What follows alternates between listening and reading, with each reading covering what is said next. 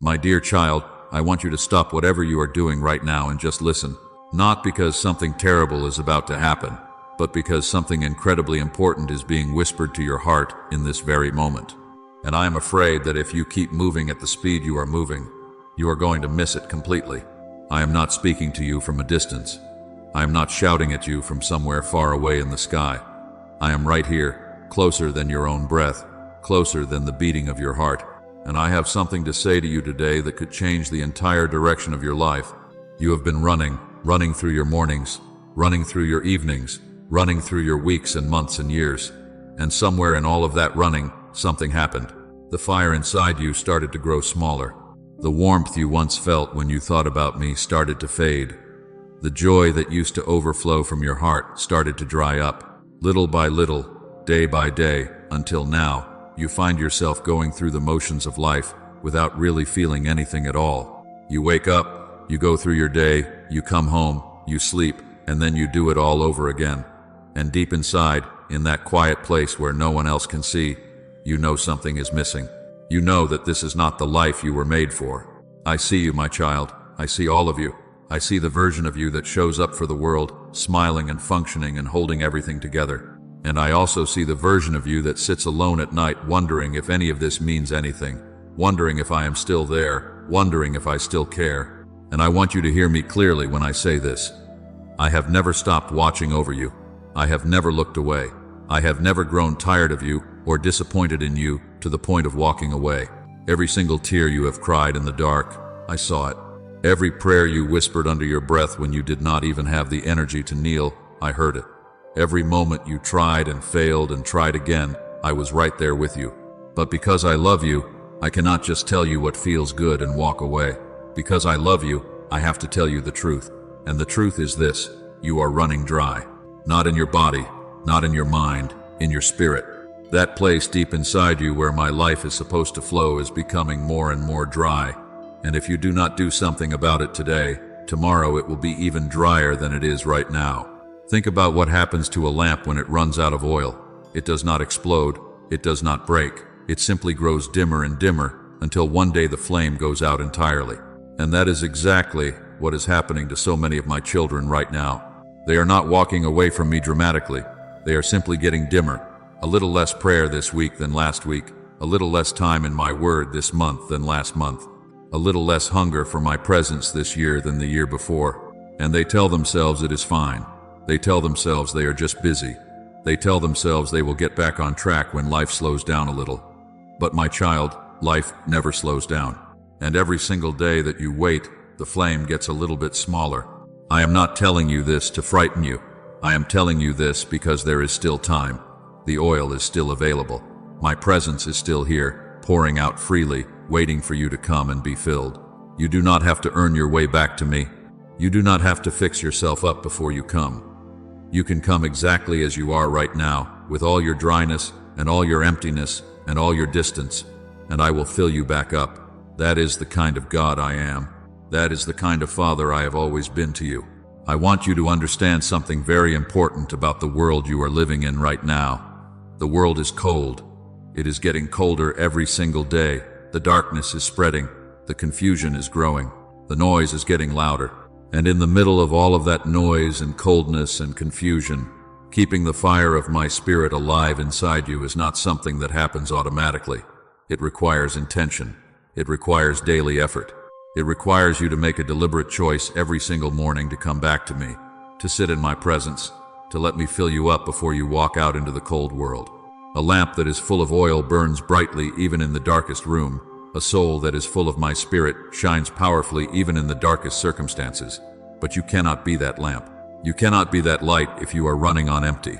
And that is exactly where so many of my beloved children find themselves right now. Running on empty, going through the motions, saying the right words but feeling nothing behind them, showing up to the right places but coming home just as hollow as when they left.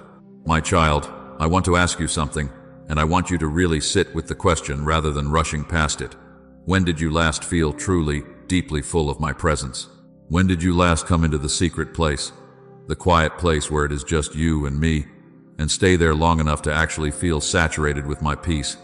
Not a quick prayer before a meal, not a song you have listened to on the way to work. I mean truly coming to me, opening your heart all the way and letting me pour into you until every dry and empty place was overflowing again. If you have to think hard to remember the last time that happened, then you already know what I am about to say to you. Come back to me today, not tomorrow, not next week, not after this season of life settles down. Today, right now, even as you listen to these words, open your heart to me. Tell me you are dry. Tell me you are tired. Tell me you have been running on fumes and you do not know what to do. And I promise you, with the full weight of who I am, I will meet you there. I will pour fresh oil into your lamp. I will stir up the fire inside you until it is burning brighter than it has in years. That is my promise to you. But I also want to talk to you about something that goes hand in hand with running dry, and that is the word you have been leaning on far too heavily. A small, quiet, seemingly harmless word that has stolen more destinies than any enemy ever could. That word is later. You hear my voice, and you say later. You feel the pull of my spirit on your heart, and you say later. I will pray more later. I will forgive them later. I will get serious about my faith later. I will deal with that habit later. I will pursue that dream I planted in your heart later. My child, do you understand what later is doing to you? Every single time you say later to me, something happens inside you. A thin, almost invisible layer of hardness forms over your heart. You cannot see it, you cannot feel it, but it is there. And the next time I call to you, my voice sounds just a tiny bit quieter, and the time after that, even quieter still. And the world's voice, the voice of distraction and comfort and busyness, that voice gets just a little bit louder. And slowly, gradually, without you even noticing it happening, the distance between us grows. This is the great danger of later. It is not a dramatic walk away from God. It is a slow, comfortable drift. It is the soul that never makes a terrible, obvious choice. It just keeps making small, subtle choices to delay, to put it off, to handle this one thing first and then come back. But there is always one more thing. There is always a reason to wait just a little bit longer. And meanwhile, the windows of opportunity that I carefully and lovingly arrange for you, those specific moments in your life where everything is perfectly positioned for a breakthrough, those windows do not stay open forever. I have placed windows in your life, seasons of grace where my hand is moving powerfully in your direction, and the only thing required of you is to step through the open door. But if you are too busy waiting for the perfect moment, too comfortable in the waiting room of later, you will look up one day and find that the door has closed. And then you will spend years wondering why the breakthrough never came, never realizing that you were standing right in front of the open door the whole time. But you chose later over now. I do not want that for you. That is not the life I designed for you. I designed you for a life of bold, present moment obedience, not a life of endless preparation and perpetual delay. Faith is not a feeling of readiness. Faith is taking a step when your knees are shaking. Faith is walking through the door before you feel ready, before you have everything figured out, before the circumstances are perfect. Because they will never be perfect. And if you wait for perfect circumstances to obey me, you will wait your entire life. I want you to think about the areas in your life right now where you have been saying later. Maybe it is a relationship that needs healing, but you keep putting off having the hard conversation. Maybe it is a habit or a pattern that you know is pulling you away from me, but you keep telling yourself you will deal with it when you feel stronger. Maybe it is a dream, a calling, a purpose that I placed in your heart years ago, and you have buried it under layers of fear and procrastination and practical excuses. Whatever it is, I want you to name it right now. And I want you to make a decision in this moment to say now instead of later. You do not need to see the entire path laid out before you. You do not need to have every question answered or every fear resolved. You just need to take the first step. I will be there for the second one and the third and every step after that. I am not asking you to figure out the whole journey. I am asking you to start walking. And as you walk, I will light the path in front of you. That is how this works. That is how it has always worked. You move in obedience, and I move in power. You take the step, and I open the way. Now, my child, I want to shift the conversation and talk to you about something that is even more foundational than your daily habits or your spiritual disciplines. I want to talk to you about who you are, not who the world says you are, not who your mistakes say you are, not who your failures or your past or your fears say you are. I want to talk to you about who I say you are, because until you settle that question, nothing else in your life will ever fully make sense. You are suffering from an identity crisis. And I say that not to shame you, but to set you free. You have been looking for your value and your worth in all the wrong places. You look at your bank account to decide if you are successful. You look at how many people approve of you to decide if you are lovable. You look at your track record of failures and mistakes to decide if you are worthy of good things.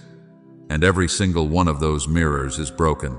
Every single one of them is lying to you because none of them are mine. I am your creator. I made you. I designed every single thing about you with breathtaking intentionality. And I am the only one who has the authority to tell you who you are. Not your past, not your personality, not your performance, not the opinions of people who did not create you and do not define you. Me, only me. And here is what I say about you. You are my child. You are my masterpiece. You are the object of my deepest, most fierce, and most tender love. You are not a mistake. You are not an accident. You are not ordinary. You are not average. You are not forgotten or overlooked or unimportant. You are chosen. That means before you ever did a single thing to earn it, before you ever prayed a single prayer or lived a single good day, I chose you. I looked across all of time and all of eternity, and I chose you specifically to be mine. And nothing you have done since then has changed that. Not your worst day, not your most embarrassing moment, not the sin you are most ashamed of. None of it has the power to unchoose you. Because my love is not based on your performance. It is based on my nature, and my nature is love. You are redeemed. That means every single debt of your past has been paid in full. Every mistake, every failure, every moment of darkness, everything you did that you wish you could take back, it is covered. It is gone. When I look at you, I do not see the sum of your failures. I see my son, my daughter, washed clean and standing in my righteousness. That is not a small thing. That is everything. And you are mine. You belong to me, which means you have a father who is the king of everything. Which means when you walk into a room, you walk in as royalty. Which means no weapon formed against you can prosper. Which means the enemy has no ultimate power over your life. Which means you are never, ever alone. This is who you are. And I need you to start believing it, because until you do, you will keep living below the level of everything I have prepared for you. If you have been encouraged by what you are hearing today, would you consider subscribing if you have not already, and sharing this video with someone who needs to hear it? Your simple act of sharing could be the thing that pulls someone back from the edge of giving up. You never know whose dry and empty lamp gets refilled because you decided to pass this message along. Now let us keep going, because there is so much more I want to say to your heart today. My dear child, I want to talk to you about the foundation your life is built on, because the storms are coming. They are already coming for many of you, and when a storm hits, the only thing that matters is what is underneath. A beautiful house on a sand foundation looks exactly the same as a beautiful house on a rock foundation right up until the moment the storm arrives, and then everything is revealed. So, let me ask you honestly, what is your life built on? What is the thing you are trusting in to hold you steady when everything around you starts shaking? For many of you, and I say this with a heart full of love and zero judgment, you have been building on the sand of your own strength, your own intelligence, your own goodness, your own plans and strategies and efforts. And it has worked, at least a little, during the calm seasons. But the moment a real storm comes, you feel it. The ground shifts, the walls crack, the anxiety floods in, and you wonder why, when you have been trying so hard, everything still feels so unstable. Here's the truth. No matter how hard you try, you cannot build a life that is truly unshakable on the foundation of yourself. You are not enough to be your own foundation. Not because you are bad or weak or not trying hard enough, but because you were never designed to be the foundation. You were designed to be built upon a foundation that is bigger than you, and that foundation is my grace. Grace is one of those words that gets used so often that people stop really hearing it. They think it means forgiveness for sins, and it does mean that, but it means so much more. My grace is the living, active, supernatural power that holds you up when you have nothing left. It is the force that opens doors you never could have opened yourself. It is the strength that carries you through seasons that would have broken anyone else. It is the undeserved, unearned, unstoppable love that flows toward you, not because of what you do, but because of who I am. And here is the beautiful thing about building your life on my grace. When the storm comes, and it will come, you do not have to be afraid, because the rock holds. The rock has always held. No storm in all of history has ever been able to move the rock. And if your life is built on the rock, then the storm can howl, and the rain can pour, and the floods can rise, and you will still be standing when it is all over. Not because you are so strong, but because what you are standing on is unbreakable. But I see so many of my children trying to build a life of goodness and effort and religious performance, thinking that if they just do enough right things, they can make themselves secure. And every time they fail, as all humans do, as all humans must, they feel the sand of self-righteousness, the sand of trying to earn what I have already freely given. Stop trying to earn my grace. You cannot. It is a gift. It has already been given. Your job is simply to receive it with open hands and then build your life on the reality of it. Trust that I am good. Trust that my plans for you are good. Trust that even when you stumble, even when you fall, the foundation does not crack, because the foundation is not your goodness. It is mine. Now I want to speak to you about something that I see in so many hearts that I love, and it is something that has to be named plainly and honestly. I see lukewarmness. I see a generation of people who know the right words and show up in the right places and have the right beliefs on paper, but whose hearts are perfectly, comfortably, dangerously room temperature. Not hot, not cold, just lukewarm, just fine. And lukewarm is the most deceptive place to be because it feels okay. You are doing enough to keep your conscience quiet, but not so much that it costs you anything or changes anything or demands anything of you. You have found the comfortable middle ground where faith is a part of your life without being the center of your life. But my child, I did not call you to the comfortable middle. I called you to the blazing fire. I called you to a life where your love for me is so real and so alive that it literally changes everything about how you live. I called you to the kind of faith that your coworkers notice and your family feels and your neighbors wonder about. The kind of faith that is so unmistakably genuine that people are drawn to it because they can tell the difference between the real thing and performance. I did not call you to perform. I called you to burn. Do you remember the first time you really understood how much I loved you? Do you remember the feeling that came with that understanding, that warmth, that aliveness, that sense of being seen and known and loved all the way through? That was real. That was not a feeling you manufactured. That was my spirit meeting yours. And I want to ask you, where did it go? What happened to that fire? It got choked out, not by one big terrible thing. It got choked out by the slow accumulation of small choices. A little bit less time in my presence this week, a little bit more entertainment, a little bit more distraction, a little bit more comfort, a compromise here, a delay there, and slowly, almost invisibly, the fire got smaller. And what was left was a lamp that looks fine from the outside, but has almost no flame. I am calling you today to repent of your lukewarmness. Not with shame, with hope, because repentance is not about wallowing in what you have done wrong. Repentance is about turning around and walking in a new direction. It is about saying, I have been settling for lukewarm, and I do not want that anymore. I want the fire back. I want to burn again. And the moment you say that with a sincere heart, I am right there, ready to ignite you. Give me your whole heart, not a portion of it, not the Sunday morning portion, not the portion that is left over after everything and everyone else has had their share. All of it. Every room, every hidden corner, every locked door you have been afraid to open. Give me access to all of it, and I will fill all of it with my fire. And when you are full of my fire, you will not have to try to be a light in the world. You will simply be one. The light will come out of you naturally, the way heat comes out of a flame, because that is what happens when something is truly burning. My child, I want to talk to you about something that very few people want to sit with, but something that is absolutely essential if you are going to walk into the fullness of everything I have for you.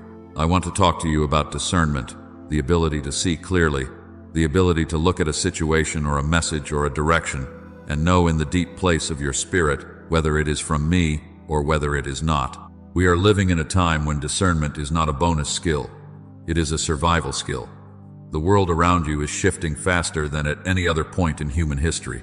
New voices, new philosophies, new ways of seeing truth are coming at you from every direction every single day. And many of them are sophisticated and compelling and wrapped in language that sounds reasonable and even beautiful. But not everything that sounds beautiful is from me. The enemy of your soul is not stupid. He does not show up looking evil. He shows up sounding wise. He shows up wearing the clothes of progress and enlightenment and modernity. And if you do not have your spiritual senses trained and sharp, you will not be able to tell the difference between his voice and mine. This is why you need discernment more than you need almost anything else right now. And discernment does not come from reading more articles, or watching more news, or having more information. Discernment comes from intimacy with me. When you spend enough time in my presence, when you saturate yourself in my word, when you tune your ear to my voice, you begin to develop a spiritual sensitivity that tells you deep in your gut when something is not right, even if you cannot explain exactly why. Even if the thing looks good on the surface, something in your spirit will know. I am calling you to be a watchman, not a worrier. There is a huge difference. A worrier looks at the darkness and is consumed by fear. A watchman looks at the darkness and is empowered by clarity. A watchman knows what to pray. A watchman knows what to stand against. A watchman knows when to sound the alarm and when to be still. And a watchman gets that knowledge not from the headlines, but from hours spent in my presence, learning to see through my eyes. Stop letting the noise of the world be the primary shaper of your perspective. Every time you spend more hours consuming the world's narrative than you spend in my word, you are training your eyes to see through a distorted lens. And then you wonder why everything looks confusing and hopeless. It is not hopeless. But you will never see the hope through the lens of the world. You will only see it through mine. Develop your discernment, my child. Make it a priority. Come into my presence and ask me to show you things through my eyes. Ask me to give you clarity about the times you are living in. Ask me to help you distinguish between what is truly from me and what is a clever imitation.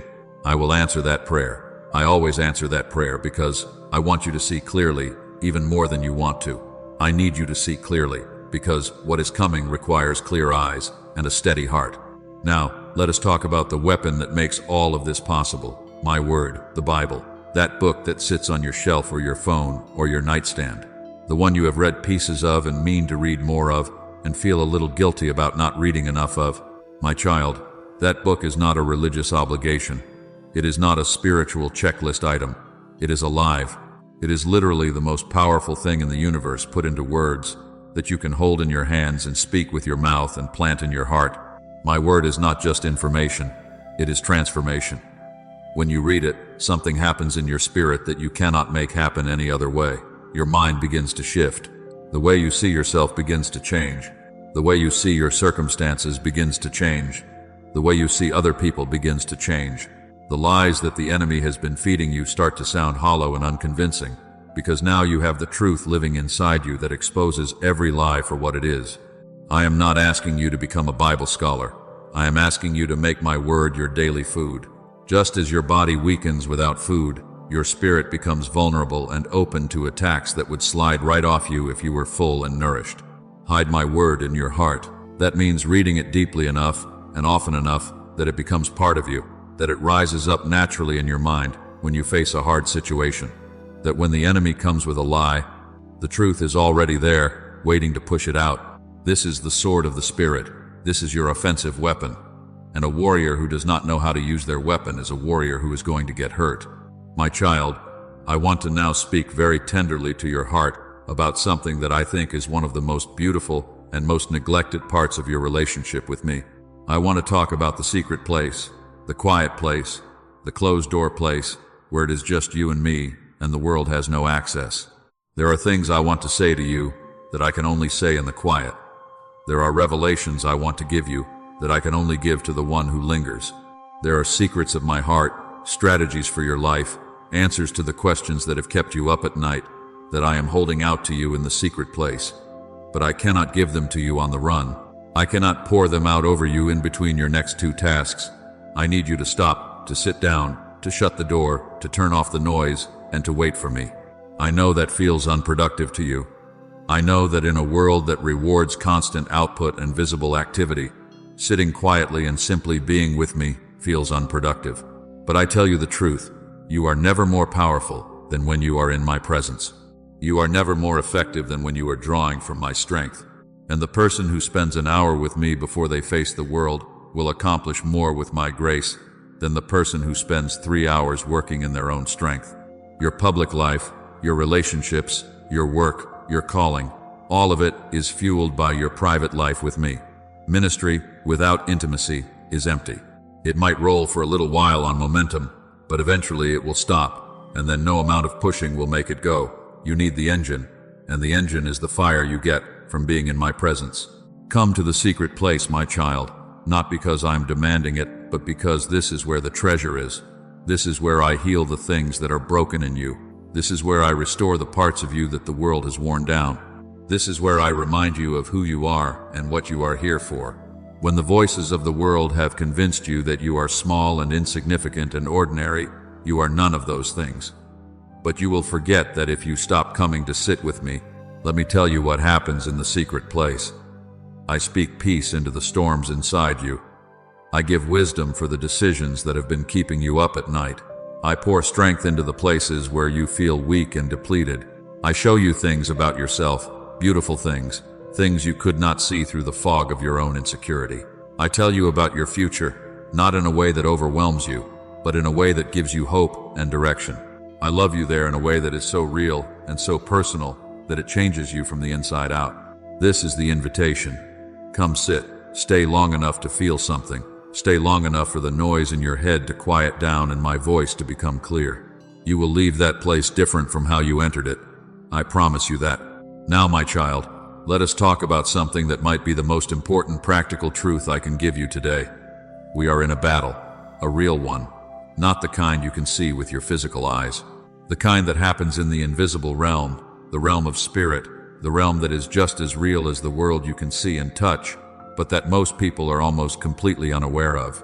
And because most people are unaware of it, they walk through their lives as if the battle is not happening. They wonder why they keep facing the same struggles year after year. They wonder why certain patterns never seem to break.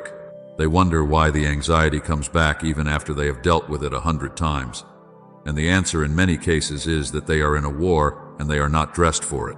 I have given you armor, complete, powerful, sufficient armor for every battle you will ever face. But you have to put it on every single day. It does not automatically appear on you when you wake up in the morning. You have to make a conscious decision to put it on, to pick up the truth and strap it around your waist, because truth is what keeps everything else in place. To put on righteousness over your heart, because your heart is the thing the enemy most wants to wound. To lace up the shoes of peace, because a grounded soul cannot be knocked off balance. To hold up the shield of faith, because faith is what stops the lies and the fears and the accusations from landing in your heart. To put on the helmet of salvation to guard your mind, because the mind is the primary battlefield, and to pick up the sword of my word, because you cannot fight back with your feelings or your opinions. You fight back with what I have said. Put on your armor every morning, my child. Make it part of your morning routine, as automatic as getting dressed, because spiritually speaking, walking out into the world without your armor on is exactly that. And the enemy will take advantage of every gap in your protection. And then I want you to do something that many people forget entirely. I want you to fight, not cowering in the corner hoping the battle passes you by, not just trying to survive the attack, fighting, using the word of God as the sword it is, speaking truth out loud over the lies the enemy whispers to you, declaring what I have said over your life when your circumstances seem to contradict it, standing firm when everything in you wants to run. You were not made to be a victim of the enemy's schemes. You were made to be a conqueror, and a conqueror does not wait to see if the battle will end. A conqueror walks forward in confidence, knowing that the victory has already been secured. I want to speak to you now about one of the most powerful and most neglected callings on your life, the calling to holiness. And before you shut down at that word, let me tell you what holiness actually means, because most people think it means being religious and boring and joyless and uptight. It does not mean any of those things. Holiness simply means being set apart, being distinct, being someone who carries something different because they belong to someone different. When you live a holy life, you are not less alive. You are more alive than the people around you, because you are no longer a slave to the things that enslave everyone else. You are no longer driven by the need for approval, or the pull of temporary pleasures, or the fear of missing out. You are free, genuinely, deeply, beautifully free. Free to be exactly who I made you to be, without the weight of compromise pulling you down. Holiness is not about following a list of rules. It is about falling so deeply in love with me that the things that pull you away from me lose their appeal. It is about being so full of my presence that there simply is not room for the things that once controlled you. It is a fruit of intimacy, not a product of willpower. And when you live that way, people notice. They do not always know what it is that they are noticing. They just know that you are different, that there is something about you that they cannot explain and cannot manufacture. And that difference, that distinction, that visible evidence of my presence in your life, that is your greatest witness. Not your arguments, not your theology, not your ability to win debates, but the undeniable reality of a changed life. Be holy, my child, not to impress people, not to feel superior, but because you belong to me and I am holy, and my children carry my nature. Let my holiness shine through you and illuminate every room you walk into. Now, I need to speak to your heart about something that I know some of you have been holding on to for a very long time, something that is quietly destroying you from the inside, even though from the outside you look completely fine. I am talking about unforgiveness. You know exactly who I am talking about when I say this. There is a name, or maybe more than one name, that appeared in your mind the moment I said that word. A person who hurt you, a person who betrayed you, a person who walked away when you needed them, a person who said something or did something that left a wound so deep you are not even sure it can be healed. And you have been carrying that wound and that anger and that bitterness for months or maybe years. And you have told yourself that holding on to it is justified, that they do not deserve your forgiveness, that letting go would mean pretending what they did was okay. But my child, I need you to hear me on this. Unforgiveness is not punishing them. It is punishing you.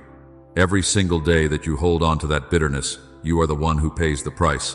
It poisons your peace. It clouds your joy. It creates a wall between us.